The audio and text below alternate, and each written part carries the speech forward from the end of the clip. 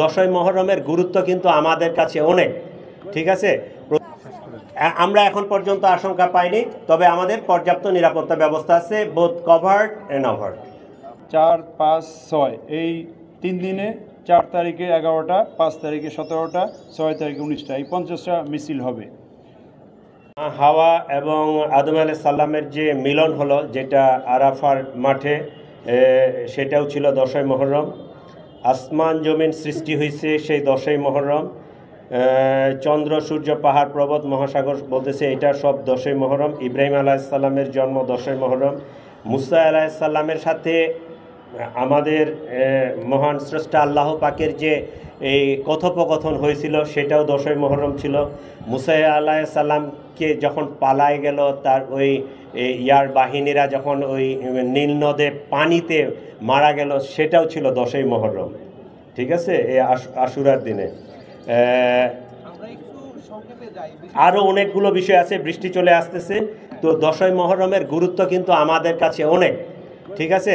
প্রতি বছরের নেই, বাংলাদেশে এটা পালন হবে। আমাদের নিরাপত্তা ব্যবস্থা কভার্ড ওভার্ড বোথ আছে, ইউনিফর্ম পুলিশ আছে, পাশাপাশি আমাদের প্লেন ক্লথে থাকবে, ঠিক আছে।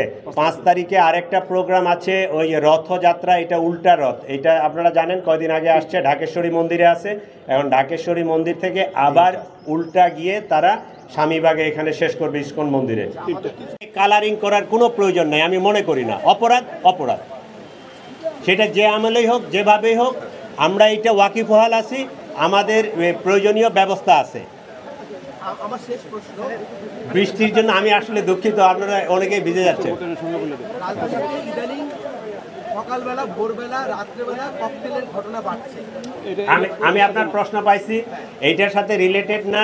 আপনারা জানেন যে রাজনৈতিক একটা প্রেক্ষাপট চেঞ্জ হয়েছে, বিচার শুরু হয়েছে, অনেক ধরনের অনেকেরই মনের মধ্যে ক্ষোভ আছে, আছে।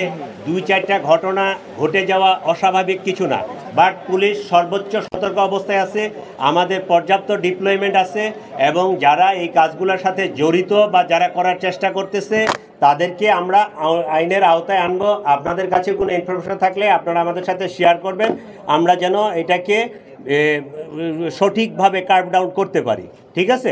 আমরা চেষ্টা করতেছি, আপনারাও আমাদেরকে সহায়তা করবেন।